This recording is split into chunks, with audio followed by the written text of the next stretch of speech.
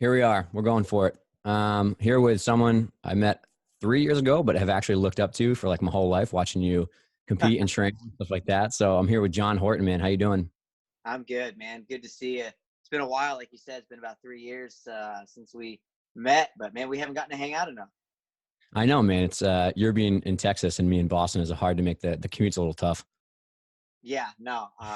And just what is it, 2 hour time change? You and I Yep. are screwing up the time doing the podcast already today. I know people watching the live feed. There's a video feed going. If I look like hot and sweaty and like red, it's not because I'm nervous to interview Jon. It's because he texted me and said I'm late to the podcast and I ran home after the middle of the workout. It's okay. You can admit if you're nervous. It's fine. I know. That's it. I'm very flustered right now.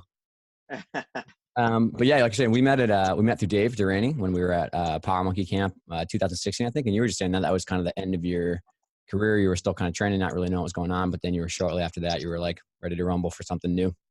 Yeah. So, I mean, I think I went out to 2 or 3 Power Monkey camps and loved being out there, man. And got to meet some pretty incredible people, you being one of them. Not to plug Dave, but I'm going to plug him anyways. But like Absolutely. that camp is just phenomenal. I mean, the amount of knowledge that, like you said, I was still training. I was still doing gymnastics back in 2016, trying to get ready for the 2020 games. I went out to that camp and I was like, I wish I had known some of this stuff that I'm learning right now, like years and years ago while I was training, learning how to stretch properly, recovery, how to program, how to lift and do these different things that I think would be really beneficial to gymnastics. I love what Dave's done with the Power Monkey Camp. Yeah, it's crazy. So I've been there. I've been to 10 camps. And my first one I went to, I remember being like deer in headlights. And then I remember at one point in the second camp when I finally got my bearings, I was standing in the middle of the gym at Flip Fest. And it's a different setup if you've ever gone to Flip Fest for gymnastics stuff. But I was looking around and like I turned my head, I was like Chris Hinshaw, one of the best energy experts teaching. Then Chad Vaughn's teaching. He's an Olympian. Dave's teaching handstands. He's an Olympian. Cheryl Hayworth's over here. She's an Olympian. Like it's like insane the talent they have. And I was looking around the room. I was like, this is crazy how many people are in here that just know so much, but also are super humble and want to learn, share. Like it was really, really amazing to be a part of. I kind of had one of those moments myself where I think it was like my second or third camp where I was looking around and saw all those Olympians that you just named. And then like Ben Bergeron was in Yeah. there. And I Yeah. was like, this guy's like, Kat was there that year. yeah, like Kat was there. There were a few other people. And I was like, there are legends in here right now. Yeah. Just like some crazy athletes. Like, how has somebody put this all together?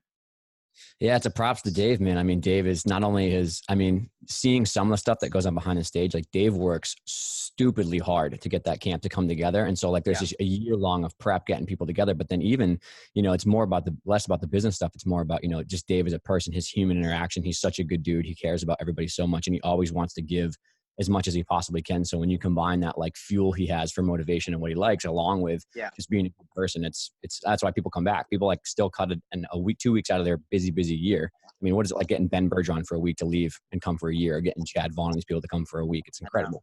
Yeah. No, it's awesome.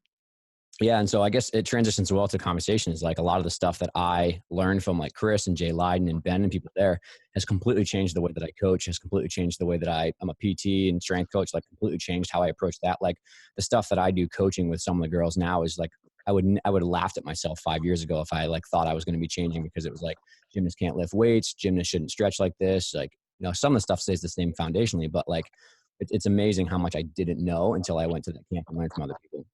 I think it's such a testament to being open-minded and getting out of Mhm. your own little bubble with I'm thinking about like gymnastics coaches have this I think that there's a culture in gymnastics, not just in the United States but around the world, that this is how we teach gymnastics. There's Right. one way to do it. You got to do your basics. You got to stretch, you got to do your basics. This is the kind of conditioning we're going to do, and then we're going to do this many routines. And I think that there's a value to cross training and cross learning, Mm. to understanding how other athletes reach a peak and other athletes perform. And, the example that I like to use is, and I know it's kind of a goofy one, but I got involved in Ninja Warrior back in 2011. And one of the things that I've been preaching to the guys at my old gym where I used to train is to do more like Ninja Warrior type workouts, because they're extremely grip intense. Mm-hmm. And I used to struggle on parallel bars and high bar with like my forearms. They would lock up like halfway through a routine. Yep. And my endurance was good, but my wrist and my forearms just would die. Like by the end of a long high bar routine, and I had a brutally long high bar Monster. routine. Yeah. By my dismount, not to talk myself up, but I had to swing hard for a triple twisting double. Yeah. And there were times where I would peel off and fly into the pit because I just couldn't hold on hard enough for how hard I was cranking on the bar. Yep. Well, I started doing Ninja Warrior stuff, and it was so grip intense. I was like blown away. Like 6 months to a year after starting ninja training, I stopped having that issue. Oh, Like my crazy. forearm strength went through the roof, and like just being able to get through a P-bar routine, I stopped having to worry about like how good the grip was on the bars because I was able to just like death grip the bars.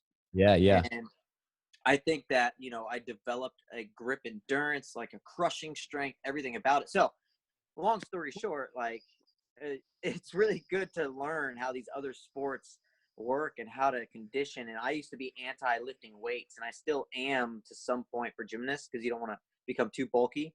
But there is a style of weight training that is beneficial that I do now that I wish I had done when I was a gymnast.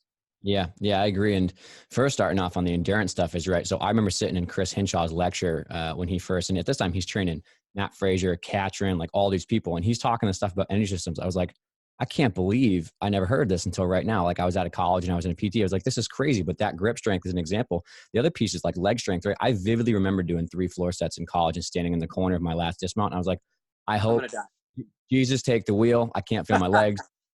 Someone please put me on my feet. And I would land them. Oh, dude, I just destroyed my ankle so many times. Not because I couldn't do a dismount, it's because I was so gassed. And what we did for cardio was like sprints, some bike stuff, go for a long run, like broad jumps till your freaking legs fall off. And like, maybe there's some value there. But like when I started really digging into Chris's methods and learning more about it, like the way that we program energy system workouts now for like the girls' legs and stuff like that is so different based on the physiology. And this will lead back to Cypress's JR and Laz, right? I was at the OTC helping the junior guys, and they were doing pommel sets. They like these long pommel endurance sets. And I was like talking to some of the coaches. I was like, man, there's a way we can train pommel horse endurance for your pecs and for your triceps based on what Chris has taught me. We prescribe workouts now. They're very so upper body only on a bike, right? For assault bike, just gassing out your upper body and doing very slow active recovery. You can mimic the pommel endurance you need, not for skill technically, but like there's a very good physiology behind why maybe we can change a few of these things and train for some of these high endurance events. Yeah, no, totally agree. I think that anybody that's stuck in their own ways and they say this is how we have to do it, they're just cutting themselves off from the knowledge and like the scientific exploration of what our bodies can do over time. I think that like that's how we take sports to the next level at this point, is how can we just create monsters of athletes without beating them to the ground, but by being smart, like figuring out how do you make your body really efficient in a really I guess that's the only word, like a smart way. Because I think so many times we destroy ourselves. All right, I've got to get stronger, I've got to get faster, I've got to get more endurance, so I'm going to do more numbers. And numbers is great. There's always a place for more numbers and repetition, but it's not always the only way. Yeah, and I think there's 2 layers to this. One is something that Dave and Jake both talked about in their interview when we talked, is they were saying that how Dave was saying the OTC was the first time he got exposed to like a whole team of people trying to help him and help the athletes. It wasn't just, in JOs when you're younger, it's like, unfortunately it's just resources, time. It's like one coach is juggling all the plates. He's trying to be a strength coach, a nutritionist, a mental health provider, a little bit in the PT world. And it's just too much. The sport's just so freaking hard now that you can't depend on one person to do it. So that's one thing that's important, is to surround yourself with a team of people who can help you. But 2, the part of it is knowing what kind of problem you're dealing with, right? Like you were just saying, like there are definitely times, and I think people get this mistake about me and the work I do. There's times that I'm like, no, the only thing you need is 10 more repetitions. Like you just need to get on the bar and try to catch. You just need to do more, into the stack and get comfortable. You have to put yourself in that tired, fatigued state and do a dismount, right? There are times when you push like that, but if you don't know that's the problem you're dealing with, and you push a kid through, say like they have a huge shoulder flexibility problem, and you're just like, no, you have to do more. It's like, well, that's a different situation. You have to be able to kind of have screening tools and figure out, okay, do you need somebody else, not me? Do you need, someone to get you through some nutrition stuff or some recovery stuff because you just feel like garbage all day long? Do we have to help your sleep? Like there's different ways you can help the athlete. Yeah. No, I couldn't agree more. I mean, you have to figure out, well, just perfect example. I was talking to a kid the other day who was trying to learn a Diamond-off on P-bars. And if we have any non-gymnastics listeners, basically a 360 spin on one arm on parallel bars. And he was saying, when he was being spotted, every time he was upside down, and coach was stopping him, trying to get him to feel the right position on that one arm as he was posted up. Mhm. And he was like, yeah, my shoulder's killing me. Every time I go through that position, my shoulder's killing me. And I started talking to him, and I was like, well, when you're in that position, are you extended through the shoulder or are you shrugged? And he was like, oh, I've never thought about like pushing. I was like, yeah, you need to push. And he found out like he wasn't strong enough to like extend through the shoulder. So Right. therefore that shoulder's weak. He probably shouldn't be doing that skill yet. We need to find a way to, build up the structure and the strength of that shoulder, Mhm. and, get back to Diamondov's a little bit later. Yeah, exactly. Right. Still find plenty of ways to drill technique and do some drills like that. But Yeah. like, you got to do the grunt work, man. You got to put in the effort to get your shoulder strong enough to do some of this crazy hard skills. And this actually leads to a question I was going to ask you about. Is I remember you were saying before that, there's times when you got to push or not push. And something that I get asked a ton about. So obviously I coach women's now, but I did coach men's, but I've never coached men's at the high level ever. But I do have a lot of people who follow me who I consult with for injuries and stuff. I can help with that. But a lot of guys ask me like about when their kids are going through puberty and stuff with ring strength and like a high volume of pommel work. What was your experience with like how early did you start like hard ring strength training and stuff? Because you obviously got to a super high level eventually, but Yeah. I don't really know what the story was for that. Yeah. So I love this question. I'm really glad you asked, because I have consulted with quite a few people about this. So Tom Meadows, who Mm-hmm. probably pretty well, Mm-hmm. is I still consider him my coach. He's going to be my coach for the rest of my life. Started Forever. coaching me when I was 8 years old, and the only time that he wasn't my coach was the 4 years that I was at the University of Oklahoma. Tom is, in my opinion, the most successful coach in the United States. He's Yeah. got a member of the U.S. national team at every level, and I really believe in Tom's theories and his style. And one of the things that's great about Tom is kind of what we always talked about, or what we talked about before, is he really believes in continued learning, continuing education. He goes to these clinics and all kinds of stuff. Anyways, um, Tom was a huge believer in developing foundational strength starting from day one. Like, you can be 3 years old starting to condition, but he wouldn't let me do a single ring strength element unspotted until I was like 15, maybe closer to 16 years old. Wow. No crosses, no Malteses. The only thing that we did was planges, which is, out of everything, probably the least impactful on the shoulders. Yep. But I did a ton of spotted stuff. We did a lot of planche press handstands, a lot of push-ups, handstand push-ups. And I'll never forget when I was 16, and, to go into, more detail about it, I think really it was, he won't let anybody do this stuff until they're, clearly going through or done going through puberty. When Definitely. when your muscles are, they're growing and the testosterone's gone through the roof and your body Yep. can handle this stuff. And I remember one day Tom was like, hey, try a Kip Maltese on rings. And I was like, okay. And I went up to the ring. I did a Kip Maltese and I just like, boom, just like held it perfect. And I was like, holy crap, I can do a Maltese. Yeah, it's nuts. And then he was like, try cross. And I'd never tried a cross without a spot. Dropped Yep. into a cross and just boom, I stopped. Dang. And it like blew my mind. And I always, like, in my head, and I think a lot of parents and a lot of athletes, they're like, oh, my kid's gonna be so far behind, coach won't let him do this or that. If a coach is smart, there's a strategic way of getting your kids somewhere without hurting them.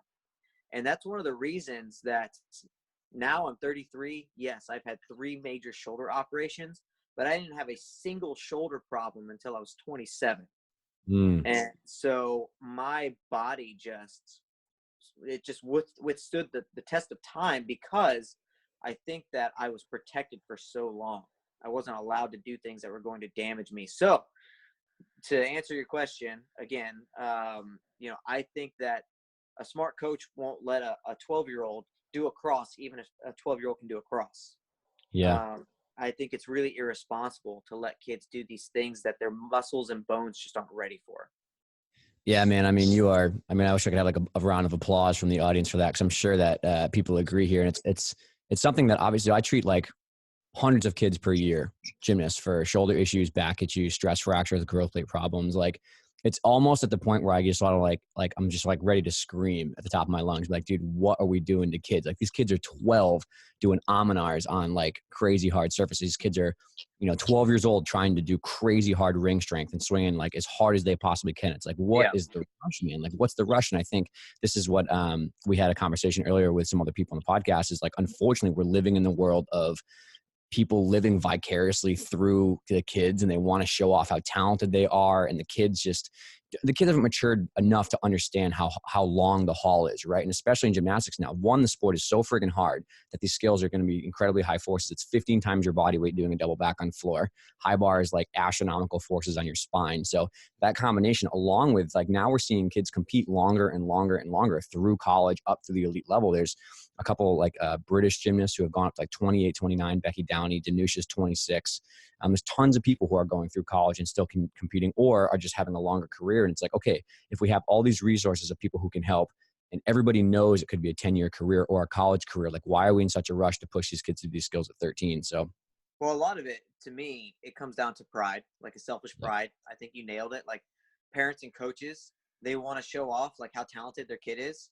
Hey, look how good my kid is. So I'll just use the ring example again, Hey, I've got this super strong kid. And, when he's 12, 13 years old, he's able to do 3 major strength parts in his ring routine. I want to show off how much more talented my kid is than your kid. So I'm going to have him do the hardest possible ring routine, even if I know it's like it's beating him up and he's tired, but it's just he's gonna win rings, he's gonna destroy everybody. That's great. Like, good, you got your 13-year-old kid winning JO nationals, but what are you doing for the rest of his career? All you're doing is you're thinking about the now. You're thinking about how it makes you look. You think it's making you special, and you're not thinking about the longevity of that kid's career. mm-hmm. Because what's more important, that they slaughter everybody when they're 13 and they're the best, or the fact that you're giving them a shot at bigger and better, at maybe becoming a collegiate, scholarship athlete, or a world team member, or an Olympic team member. Who knows? But I just think that, I'm very grateful for the fact that I was protected. My mom and dad never put any pressure on me. They were always like, hey, just do what you want to do. So I didn't have parents that were like, you got to win everything right now. And I think that is so damaging to some of these kids that are out there. And yeah, parents or coaches, I'm speaking to you guys right now, like let your kids, work as hard as they want to work and push them a little bit. But at the same time, like, remember, this is a sport that you want to be able to walk away from it one day without any like long-term damage, where it's like, all right, I did the right things. I had a good career. I wasn't miserable forever. Yeah, there's aches and pains and there's going to be Totally. injuries in gymnastics, but Totally. you have to protect yourself and not go like trying to shoot for the stars at the earliest possible age.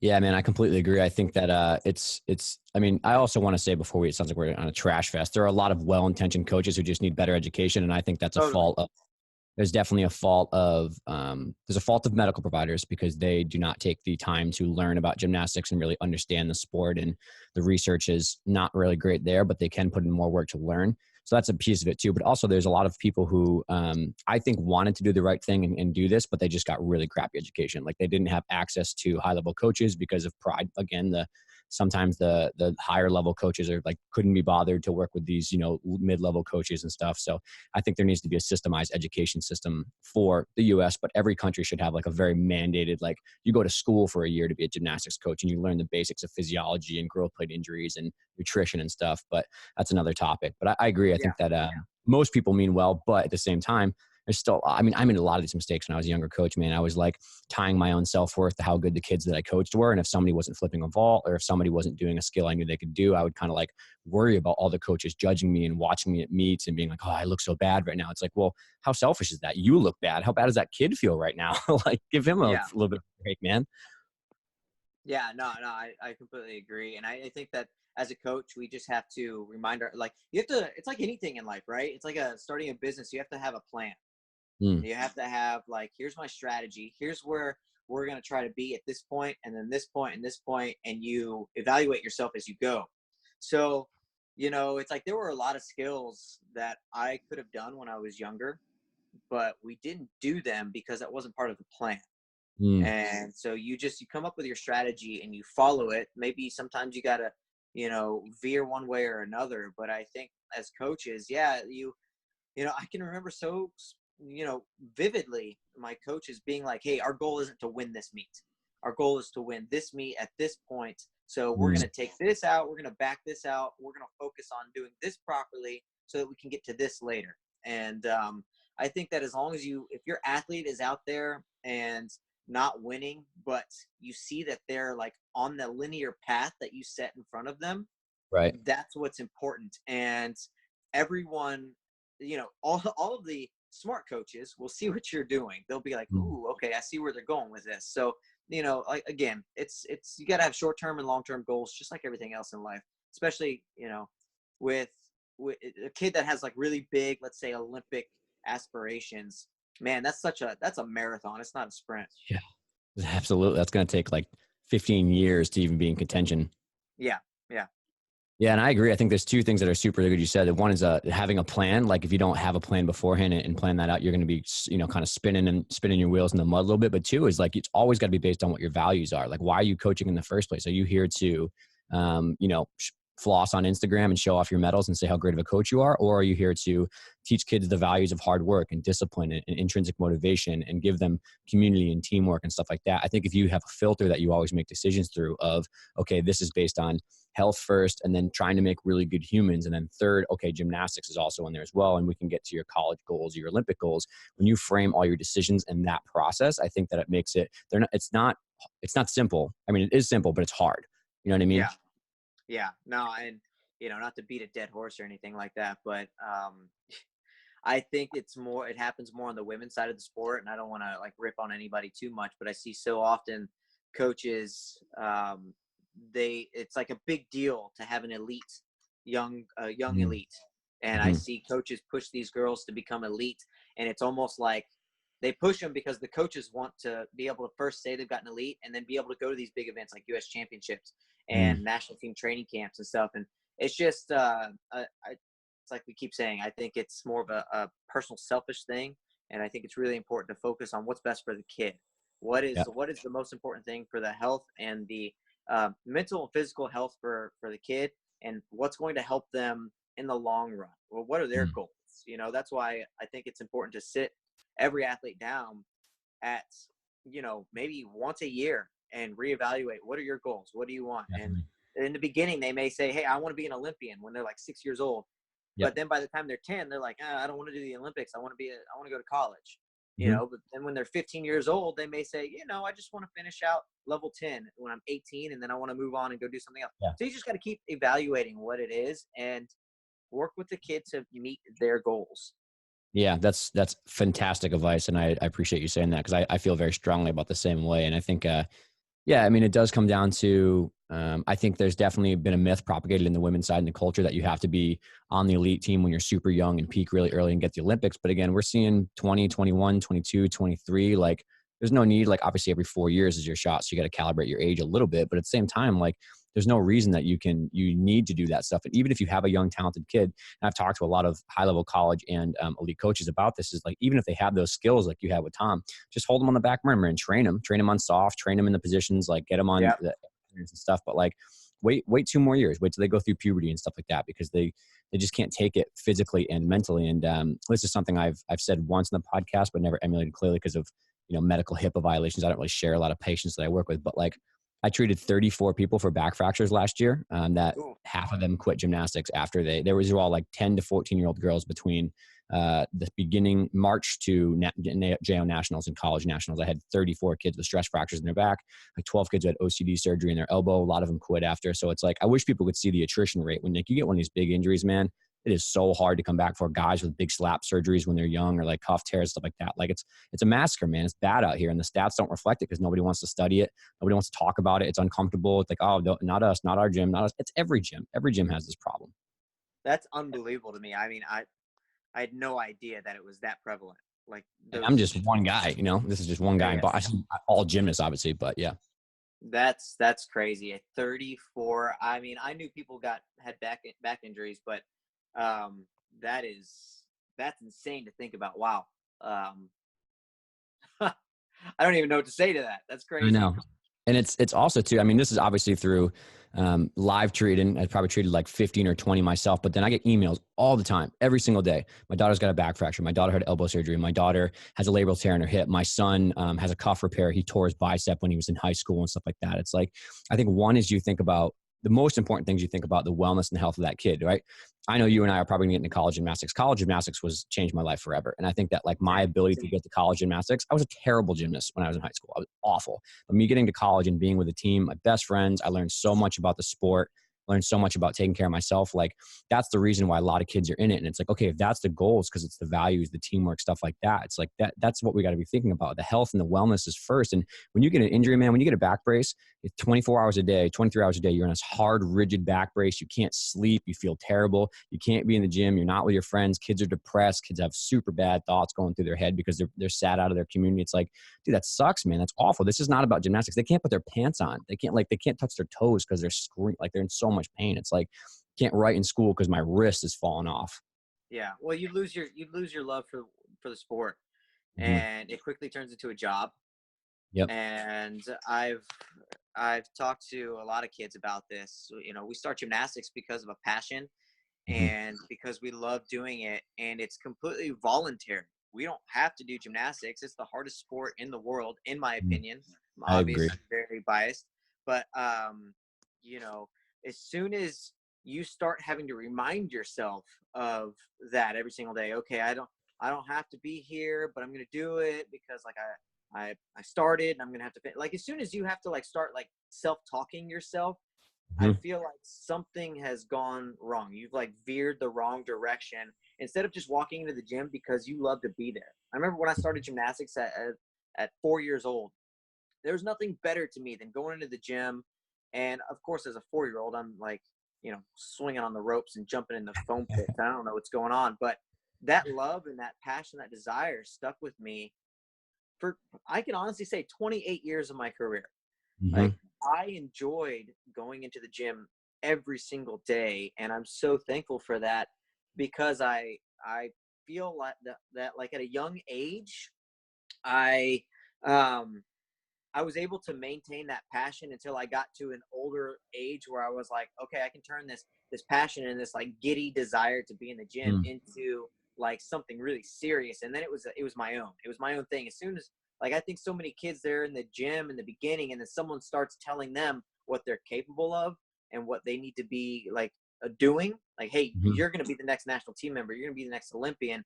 Instead of them figuring it out for themselves. Mm-hmm. And you know, for me, I was always in there. I was pushed, but it was because I wanted to be pushed. I wanted to be these things, and we just, you know, you got to keep the kids coming back because they love it, not because they have to.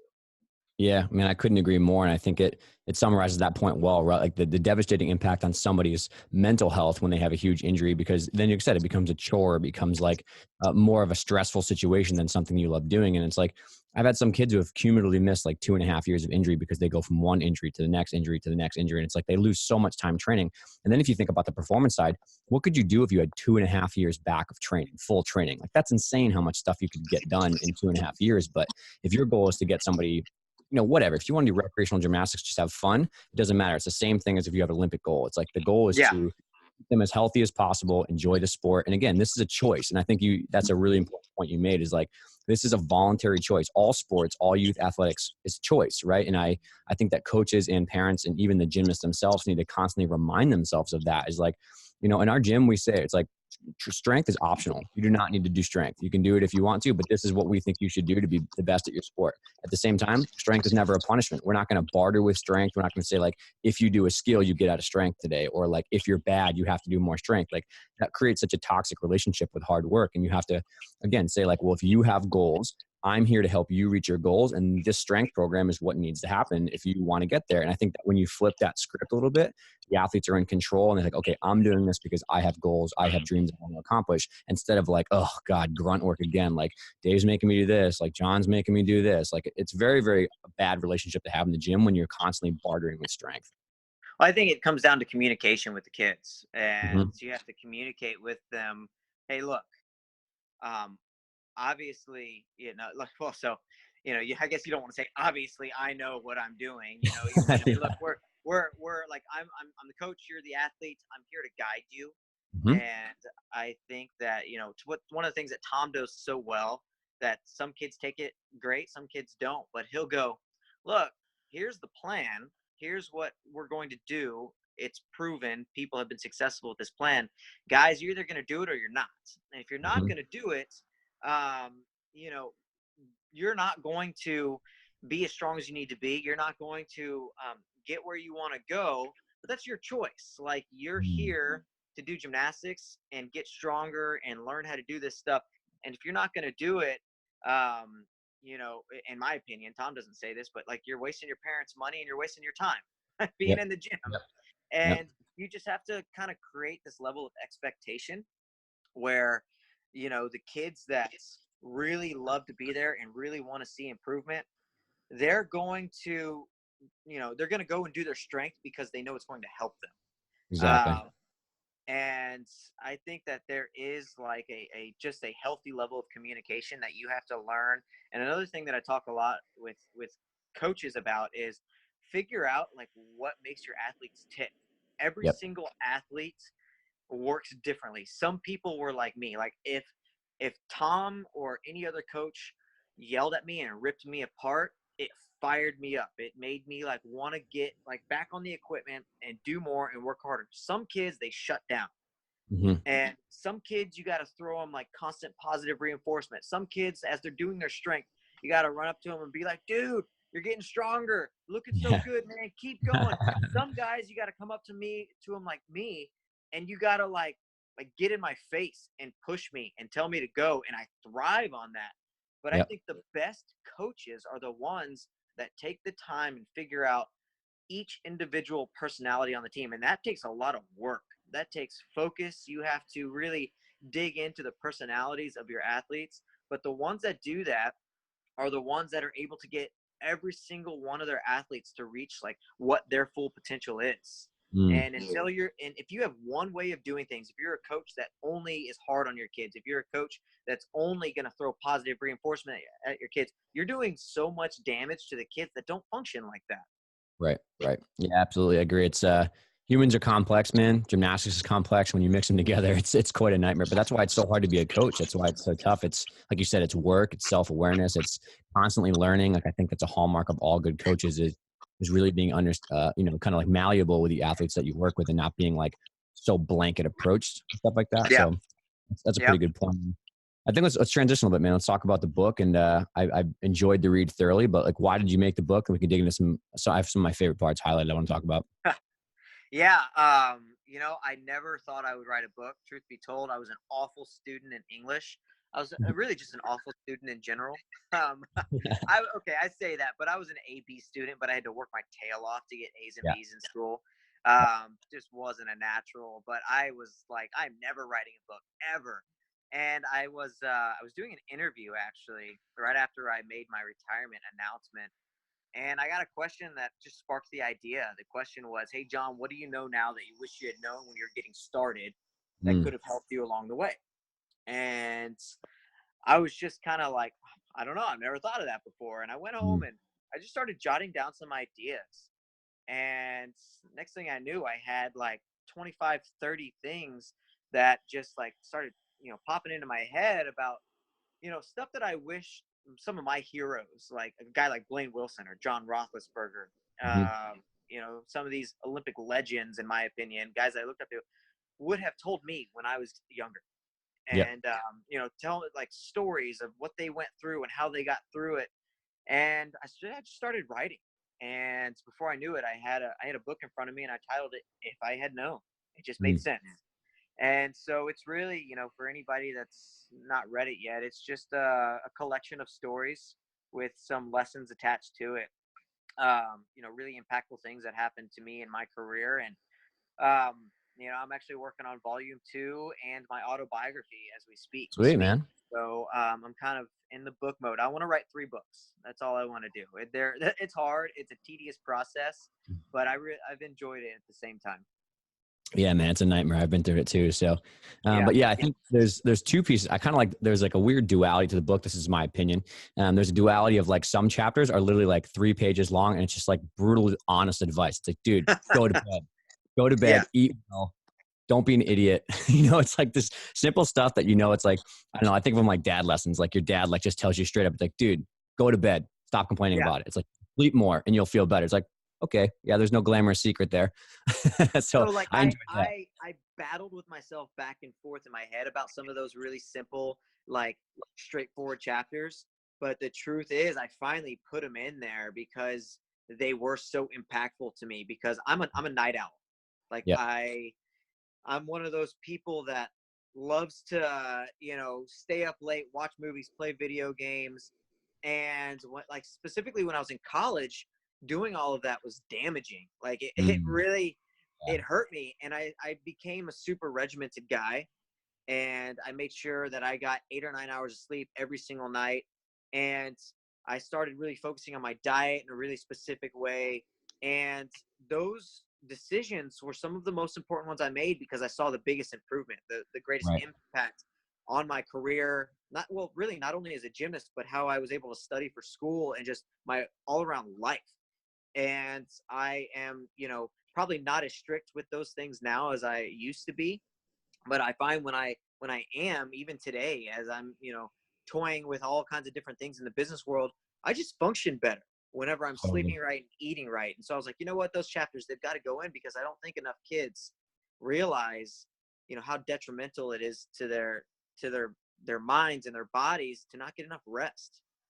Yeah, I completely agree too. I had the same thing. I think mine was just like I didn't have good education about it. Like my coach was a good dude and he taught me so much. He really helped me a lot. But at the same time, he just didn't know about really high level nutrition stuff or recovery stuff or injury prevention stuff. And so like we did the best we could, but it wasn't until I got through grad school for PT school and I learned all these things. I was like, okay, this makes more sense. And then in my mid 20s, I like really hammered down on it. And I was like, okay, sleeping 8 hours because I burned the candle way too hard when I was like starting the business young, as you should maybe. But then I got to like 26 and I was like, all right, got to eat well, got to sleep more, always got to work out like 5 days per week, just like the basics, right? And I felt, like you said, like my brain definitely worked better, but I felt generally day to day like less irritable, just like less mood swings. I could like kill myself in a workout and feel really good about it after. So it's Yeah. like it's basics. Again, back to it. It's simple, right? It's simple in nature, but it's hard in execution. Yeah, no, totally. I mean, it's just a routine. It's something that you've got to work on, and you're not, you're not going to be perfect at it. You're not going to get 8 hours of sleep every single night, and you're not always Right. going to eat a perfect meal. But it's something that you need to have in the back of your mind. Like, okay, this is what I need to be doing. This is what's going to help me. This is what's going to benefit me. I had really big goals, really, Yeah. really big goals. Like I wanted to become an Olympian. And not only that, I wanted to become an Olympic champion. I wanted to win a gold medal. And I started thinking about what's helping me and what's hurting me. And if I have to ask myself, okay, like what I'm doing right now in my life, like I'm not sure if it's good or bad. It's probably bad. Mm. And so I wanted to really kind of live this life that was, all things geared in the right direction. Like, okay, I know that this is going to help me get where I want to go. And it was just kind of a sacrifice that I was willing to make, especially, when I was on this Olympic journey to eat right and to sleep right, knowing that, I might kind of have to suffer a little bit now. Like what's the Muhammad Ali quote? Like something about I hated every single moment of Oh training. yeah. Yeah. And I told myself suffer now and live as a champion for the rest of my life. Yep. It was kind of the mentality that I had. Like I'm going to do everything possible right now so that I can look back on my career one day and not have any regrets. All right. I know that I got enough sleep. I wasn't a zombie waking up, at 6 a.m. Because, like in college, I don't know about you guys, but we had 6 a.m. practice. We went Mm. from 6 to 8. We conditioned all morning. And then straight from practice, I had to go to classes. And then as Yep. soon as my classes were over, I went back to practice again at 1:45. And then when I was in the business school at Oklahoma, we would work out from 1:45 to like, 5, sometimes like even later. And then I had night classes. I had evening Mm. business courses. So I was literally going from 6 to like 9 o'clock nonstop working out, going to class. And I had, like I write about it in the book, I had teammates and friends that they come home at night and they'd stay up till 2, 3 o'clock in the morning and then wake up at 5:30 for practice. And those guys were zombies. Yep. And they were always the guys that were the most injured. They always had like issues with, just being able to stay healthy for like half a season. Mm-hmm. And I know, like, I'm not going to name any of their names. I love these guys. They're good teammates, but I always used to get on them, be like, dude, go to sleep, go get some rest, man. I couldn't do it. And I knew that I wouldn't get where I wanted to go without sacrificing some of the fun things that I wanted to do. Yeah. And I think this is perfect, right? It transitions to the way I kind of saw the book in the other light was that you do have some chapters that are a little bit more complex topics that are a little bit more like expanded upon and you really like weigh in a lot. And this is where like one of the favorite quotes comes from. You said that people ask you a lot about like sacrifice, getting burned out and stuff. And you said, I have an image in my head of who I want to be and what I want to accomplish. And if that image hasn't become a reality, I try to close my eyes and remind myself of the vision daily. And I think for me, that hit home with me because I'm very similar, man. I had really lofty goals, not from gymnastics because I don't think that was my path, but like business world stuff, like helping gymnastics, PT school, like stuff that I'm doing now. Like I really, really wanted to get there. And I just wanted to help a lot of people with this information. And it was like, all right, man, this takes a lot of sacrifice. Like countless like Fridays, Saturdays, like at home reading books instead of going out in my 20s when all my friends were partying. And again, I love my best friends. I'd rather hang out with them all day, but like it's sacrifices, right? Like those choices on what you want to do come from your values and what you want to accomplish. And if you don't have that stuff figured out really, really good, it's really hard to make that tough decision when everyone's going out and you got to sit at home. Like I vividly remember senior year of college. We're not going to get into this, but times when I was locked in my room just studying. I heard the speakers bumping. I heard people yelling in my backyard. And I was like, I got to study, man. I got to study. Yeah. Well, and I think that it's all about balance, right? Yep. And there's a time and a place for having fun. Yep. And, if your goals are big, if you're somebody that's like what I always say, radical ambition. I think that it's okay to have like radical goals that other people are like, dude, you're crazy. Like someone that wants to be a surgeon or somebody that wants to become an Olympian or any kind of pro athlete or any kind of, renowned doctor or someone in the medical world. Like it doesn't matter what it is. Those are radical, like 1%er goals. Very few people accomplish them. And in order to get there, your life has to be like 99 and 1 in a way. Like 99% of the time, you're on like the right path. You're going towards that goal. But the 1% of the time, you're going to have fun. You're going to go and you're going to enjoy time. The speaker's bumping. And you're going to have a good time with your friends. But it's like, it's a balance. And the more radical your goal is, the more, the more work that you're putting into it and less fun. And if the goal isn't as extreme, you can have some more fun. And so I think these are all, rational things that people know, but they don't, not everybody vocalizes it or, really speaks it into themselves and goes, okay, here's what I want. Here's what I have to do. Am I willing to do it? Yeah, absolutely. And I think I agree with you too. It's about balance. And this is, again, a lesson I learned the hard way is it's the pendulum swings, right? You get super fired up and you like bury yourself initially with just like, you're like just maniacal. You're obsessed, right? And it gets too far. I think the advice that I've learned from a lot of people and I've heard throughout the book too is like, you have to plan times when you give yourself a break. Like put it in your schedule. Like, all right, Friday nights, like I'm going to watch a movie. I'm going to go, like I listen to a lot of concerts. I go out a lot. So like if I work real hard for 2 or 3 months, I'm like, all right, I'm going to buy myself concert tickets and go watch something. I'm going to go out with my friends, take a beach day or whatever it is. And I think that when you consciously plan those things into your schedule, you give yourself time to force yourself to enjoy it. And it's not just so like burn the candle for so long until you need time to do that. And in college, when we were competing, all of us kind of had that, like, all right, guys, like during the middle of the year, we got to grind, like we got to work hard. So I went to Springfield College, was D3 school. So we competed all D1, but had to kind of work our way up. So we're like, all right, during the season, we're not going to drink. We're going to go super hard. But like there's 2 months at the end of the year where like, we can all relax a little bit, have fun. Like when the season's done, we have a month there, we can all chill. And so like, that was our light at the end of the tunnel being like, we're going to have fun eventually, but like for now we got to work. Yeah, no, I mean, there's a grind period. That's what you have to do. And even during those grind periods, you feel yourself starting to burn out. You gotta walk away just momentarily. And I can think of 2 examples right off the bat. Of course, they're gymnastics examples. That's my life. But, whenever I was training, one of the things that Tom used to do with me was he'd say, hey, all right, today we've got a hard workout, 1-on-6 or 2-on-6 or something like that. And I'd walk into the gym and I'd just be exhausted. Like I'd just be, I'd just be beat into the ground and I'd do 2 or 3 routines. And I remember a few times in my career, Tom would look at me and be like, dude, you look like garbage. And he always said it in like a really like kind of fun loving way. And I'd be like, man, I'm exhausted. He'd be like, you know what? We're not gonna do these routines today. And I'd be like, excuse me? He'd be like, yeah, it was scrap the workout. We're gonna do something different today. And he's like, what's your favorite thing in gymnastics? And he knew what my favorite thing was. I love to go to high bar and just play with dismounts into the Yeah. pit. And I would just like wing as many dismounts as I could in the pit. Well, he'd be like, dude, just go play on high bar today. Just Yeah. go over to high bar, play with some releases, do some dismounts, stay for like an hour, and then go home. Mm-hmm. And instead of like grinding it out that day, I went and had fun. And, you know, in college, Mark Williams kind of had the same thing. Like, I remember there were a couple times where he'd be like, you guys look awful. Let's go outside and play football as a team. And we had a big open field in front of the gym at Oklahoma. And we went outside and we played football. And that was the workout. And we Yep. all went home. And so I think that there are little times where you kind of, there's like a blip in the grind. And you have to just like cut away for a minute, because I think that there are people, they burn themselves out, and there's like this push right now, and I think a lot of it is from social media, from guys like Tony Robbins and Gary Vaynerchuk and all of these motivational people that are like, you got to grind it out for 20 years straight, never go on vacation, and never do this, never do that. That's not what I'm saying, and I think it's wrong.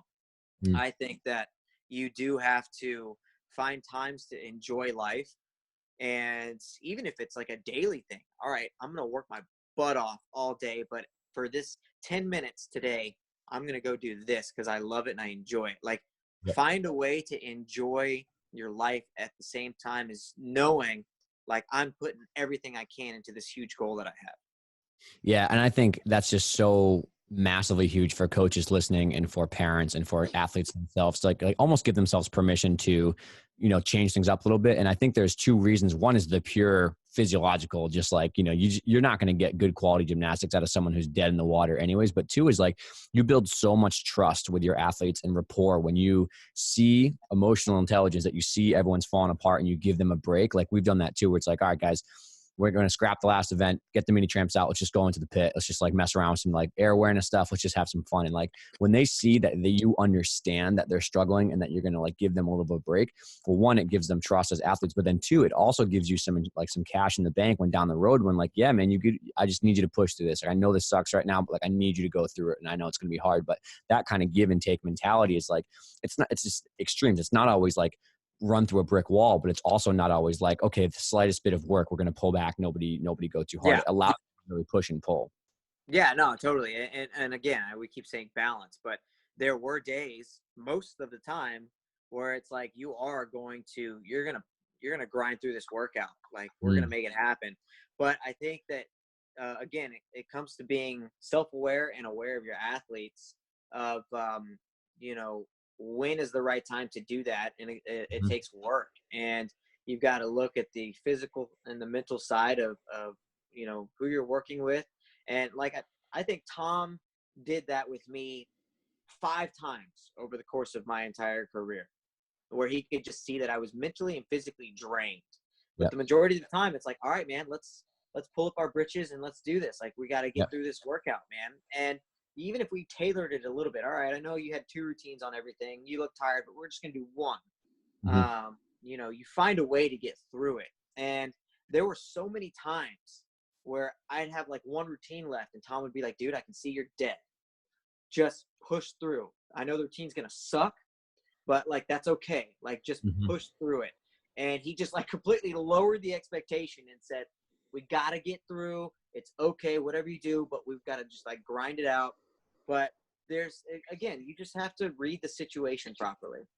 Yeah, absolutely, man. And I don't know, I just popped in my brain, but that's one thing I vividly remember about you, about your high bar, is like, I was like, I don't understand how this dude can tap so hard and literally let go and just flip and twist as many times as he can until he hits the pit. That was always something I admired about you and Justin Spring. Justin Spring did that too. That dude, man, he tanks so hard. I was terrified of high bar, right? But this is my next question. But I was like, dude, I wish I could just rip as hard. I could do it on floor, but not on high bar. It was my favorite thing in the world, man. When I was like 11 or 12, we started working on like the Chinese tap for dismount. And I actually hit the bar. First time I ever let go. I like pulled in, hit the bar, terrified of it. And I was the kind of athlete, like if I hurt myself, I had to get back up within the next like 30 seconds and do it again. Yep. And so I hit the bar, kind of hit my feet, my toes a little bit. And I was like, okay, if I sit here and think about it too long, I'm never going to do it again. So I Yep. got back up, I cranked on the bar just as hard, let go, did it right.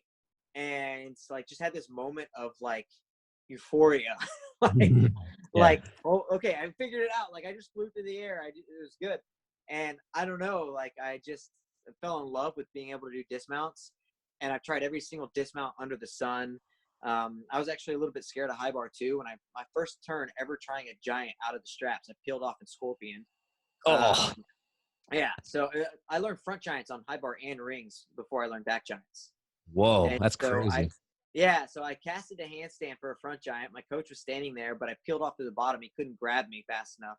Mm. And I'm writing about this in my autobiography right now, but hit my chin on the mat, feet came over, like Oh, scorpion hard.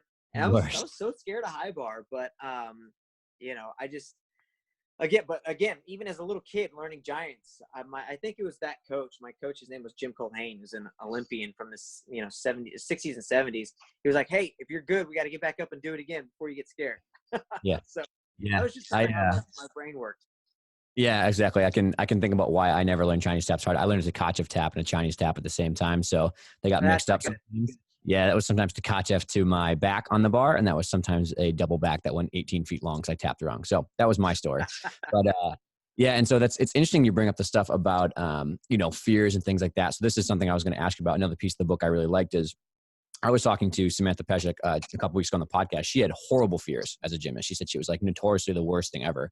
And you said in your book, you were like, I don't know what it was about me. I didn't have fears. It didn't set in and stuff like that. And so I have two layers to the question. One is, why do you think maybe you didn't have fears on some of that stuff? And then my second piece of that question is, are there other things that you do have that you had fears about when you were a little kid, stuff like that? And then, because I think a lot of it stuff is situational, right? So like some people are in gymnastics, some people are like, no problem on floor, terrified on bars, right? But then other people are like, no problem in gymnastics, couldn't stand up in front of a public room and give a short speech if they were going to pay $1 million. So I'm just curious about your thoughts on that.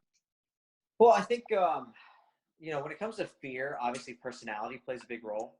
I Yep. think that like some people are just born with, I think about like some of these extreme athletes like Travis Pastrana. Do you know who Travis Yeah. Pastrana is? Yeah. Like that No. dude, like he's just naturally not afraid of anything. Right. So I think our, who we are plays a big role. But for me, I talked myself out of being scared of a lot of things because I was scared of stuff. But then I would start asking myself, okay, like, what's the worst possible thing that could happen right now? And I would weigh my options. Like, okay, do I want to learn this skill more than I'm afraid of learning the skill? Right. Right. I don't have like a super good answer for you because I just think that my brain works different than other people's brains. Totally. But several times in my career, I would be terrified and my heart would be pounding, my adrenaline would be pumping, and I didn't want to try something, but I just knew that like if I didn't do it, like what were my other options? And I didn't like the other options either. So I was like, okay, well, I got to do it. Yeah. And so, like for instance, I'll give you the scariest skill I ever did on floor, or the scariest skill I ever did in gymnastics was a pass on floor. It was a back 1.5 to a skill called a Van Roon, which is a Oh yeah. full twisting Terrifying. front 1/3. I never did a And Thomas. I couldn't do it. yeah, so I was completely terrified of it. But there was a kid from China named Xiao Qin who started doing that combination. It was worth a ton, 8 years ago. And so I was like, I can do that. I got to do it. But every single time I did it, I was terrified. Mm.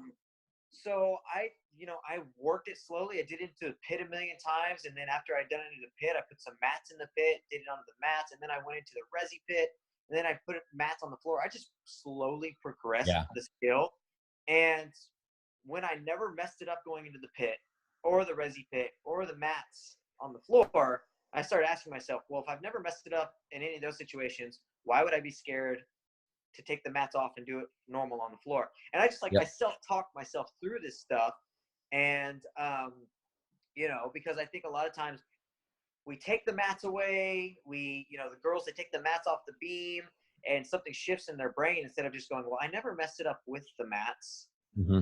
Why do I think I'm going to mess it up now? And so it's just a confidence thing. again, like not everybody works like me, and everybody has to figure out like what makes them tick and what makes them, not be fearful. But I think fear is something that we all have to handle. We just got to get used to it and learn to understand like how our individual brains kind of process it.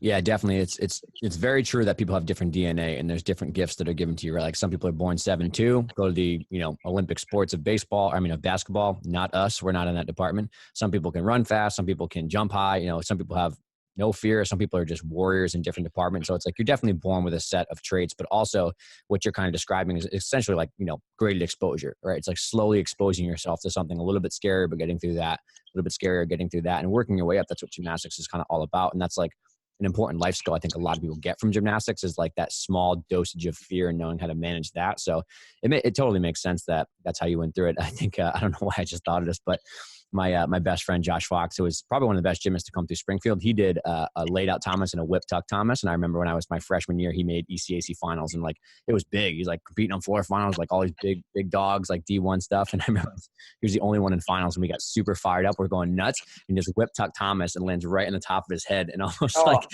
himself out. And he stands up in the corner and tries to like do it. And he just sits down in the corner. We're like, all right, man, good routine, dude. Good try. Probably the funniest thing. He later broke his neck doing a half and half out off rings. He peeled off, which was terrifying. But No. he did come back and compete and win ECAC finals later that year. So yeah, I mean it's every sport. I mean has its dangers, and totally. I think that that's kind of the nature of what you do when you sign up to be a part of a sport like gymnastics. But also just to add on to that, it's sometimes you have to take a step back. Sometimes you start progressing through a skill and you have something happen or an injury.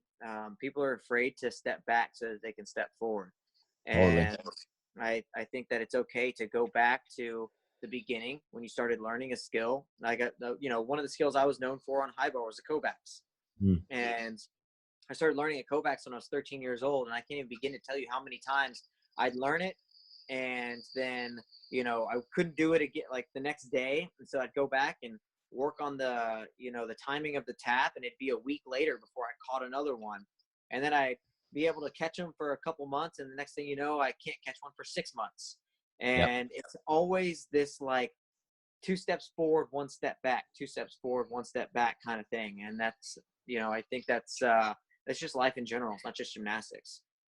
Yeah, absolutely, man. Good points. And I'm conscious of your time, so I have kind of one more question and we'll wrap it up. But I think the biggest thing that I resonated with in the book with you is this point when you kind of went to freshman year, and correct me if the story is wrong, but you went to freshman year and like you had a little bit of an ego, it sounded like, and you're like, I'm the man, I'm here to like, show up and win all these individual titles. And it sounded like you had 7 seniors that humbled you pretty quick. And I had mine was a little bit later after I got out of grad school physical therapy stuff. I got humbled real hard. I had a huge ego coaching and I had a huge ego with my own personal life and stuff like that. And I just got like rocked by some of my friends who were like, dude, you're awful to be around right now. Like we don't want to hang out with you. And so like that was hard for me, but I don't know, what are your experiences with that kind of process of self-awareness and ego management, but then also how that related to like your team goals, that it sounded like that's kind of what you drove the boat towards, was the team goals are bigger than the individual goals.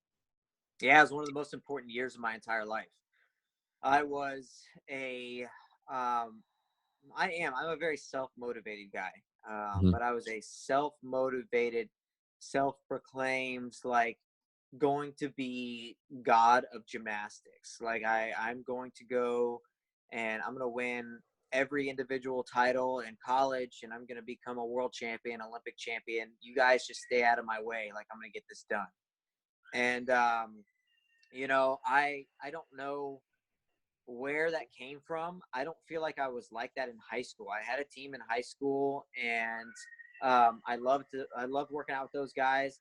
But there was something about moving on to the next level and knowing that I was going to be with a bunch of like college guys. I just wanted to like prove my dominance. Like I'm the next like hot shot. I'm going to be this guy that is just the man.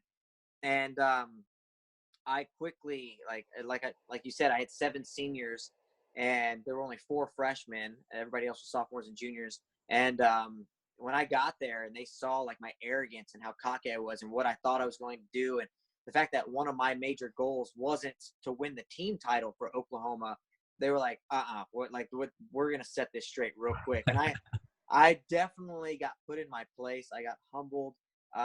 There were guys at school that were able to do things better than I could. There were guys that were way better. They're stronger than me on rings. There were guys that were better than me on pommel horse and better tumblers on floor. And I was like, okay, like this is legit. Like these guys are good. And also they're ripping me apart every day and like, voicing their opinions about me. And I can see how they feel about me. And my whole mindset shifted like really, really quick. And the greatest shift happened at the end of my freshman year when we won the national title, and I saw the joy on my team's face. And Mm. I felt that moment of, being able to stand on top of the awards podium with those guys and feeling what we had done as a family, as a team. And my life changed from there. I actually, I stopped competing for myself, and I found the power that I experienced. Like, I was so much more powerful as a person when I cared more about the guys standing, beside me than I did like as an individual. And I actually, my ability to compete changed dramatically. Whereas I wasn't as good of an individual competitor anymore. But whenever I was in a team competition, world championships, Olympic games, NCAA nationals, like I was always able to kind of rise to the occasion and do my best gymnastics when I knew it wasn't all about me. And it wasn't like that until I got to college. And I feel like, anybody that's out there that's never, does an individual sport, that's never been a part of a big team, if you have the opportunity to go to, it doesn't matter if it's a D1, D2, D3 school, but be a part of something bigger than just yourself and go experience that team feel. It's one of the most valuable things that you can possibly do, because a good team doesn't stay a team, they become a family. And Mm. that's what happened to me.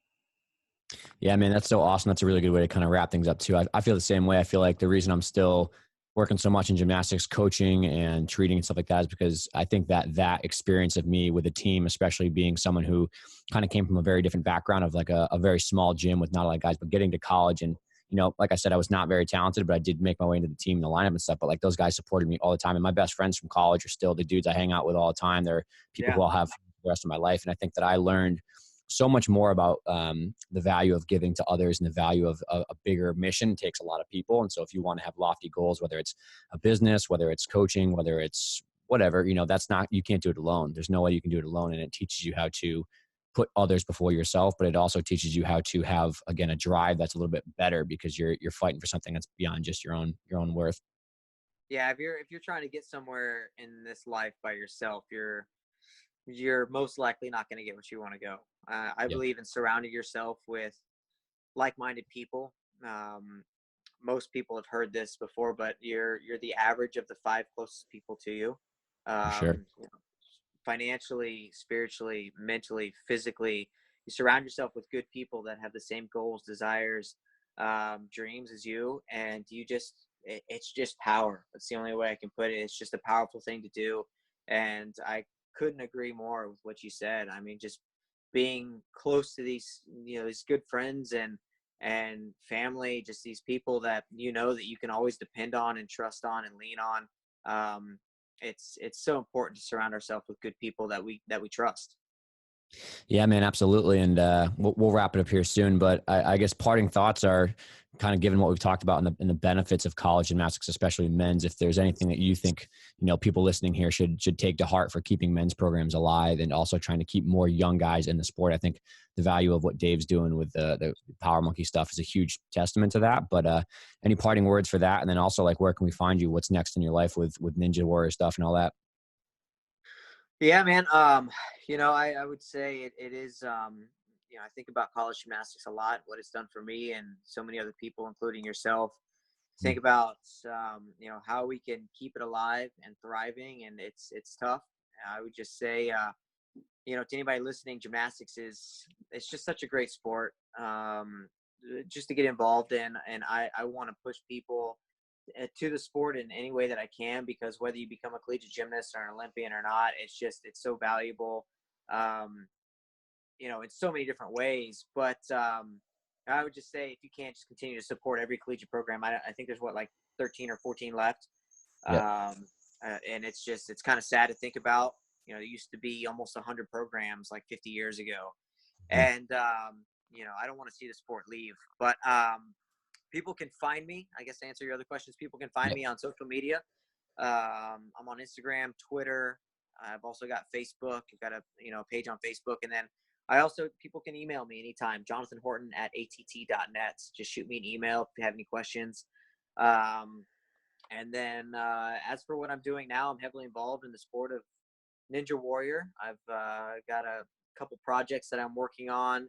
Part of a company called Ninja Coalition, where we do Ninja Warrior experiences with a course that we set up all over the country, actually internationally. Now we did an event in Hong Kong a couple months ago.